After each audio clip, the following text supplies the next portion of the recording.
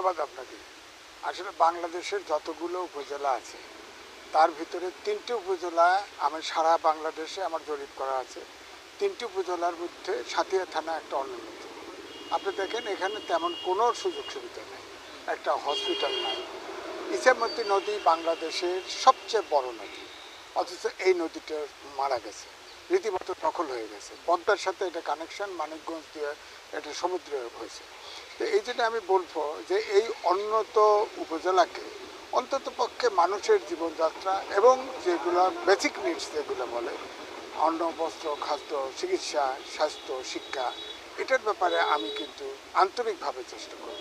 তাছাড়া এই দেশে ধরেন আমি নিজে কোনো দুর্নীতি করি নাই, সুতরাং আমি চাই যে কোনো ব্যক্তি এই এই এই সাঁথিয়া থানার এবং বেড়া থানার, বিশেষ করে পাবনা এক কনস্টিটিউন্সি, কেউ অপরাধ করুক, কেউ অন্যায় করুক, চাঁদাবাজি করুক, মাদক ব্যবসা, যেগুলো সমাজের জন্য একদম সম্পূর্ণ সমাজের জন্য অত্যন্ত ক্ষতিকারক হয়ে গেছে।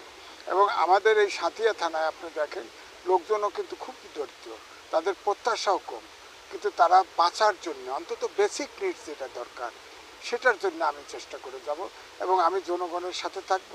এবং আমি যদি নির্বাচিত হই এবং আমি নমিনেশন পাবো, ইনশাল্লাহ নমিনেশন পেলে আমি যদি নির্বাচিত হই, আমি এক পয়সাও চুরি করব না জনগণের।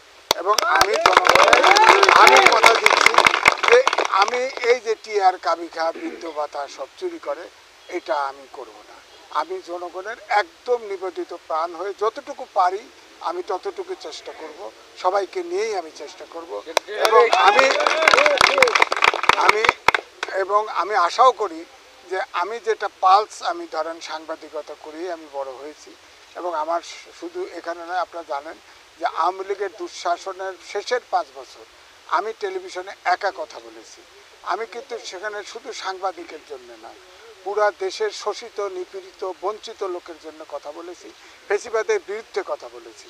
একটি দেশে আমি মুক্তিযুদ্ধ করেছি, কিন্তু একটি দেশে, গণতান্ত্রিক দেশের নামে আয়নাগর হয়, বন্দিশালা হয়, এইটা কিন্তু পৃথিবীতে কোথাও বিরল নাই। এই জন্য আমি সহ্য করতে, আমি মৃত্যুর ঝুঁকি নিয়েও আমি কথা বলেছি। এবং আমারও বয়স হয়েছে, ফ্যামিলি আমার বড়, আত্মীয় স্বজন আমার বড়, এই এলাকারই সব বাসিন্দা। আমার বক্তব্য হচ্ছে আমি কোনো চাঁদাবাজি করব না, চাঁদাবাজিকেও প্রশ্রয় দেব না আমি। এবং আমি বলছি যে আমি সবচাইতে দুঃখী ব্যক্তিদের সাথী হতে চাই। আমার জীবনের কোনো ভয় নাই। আমি ইতিমধ্যেই আমি ওই 15 বছরের ফেসিবাদে, বিশেষ করে 5 বছরে আমি জীবন উৎসর্গ করে ফেলেছি। আমি মারা গেলেও আমার কিছু আসে যায় না, আমার ফ্যামিলি করে খাচ্ছে, আমার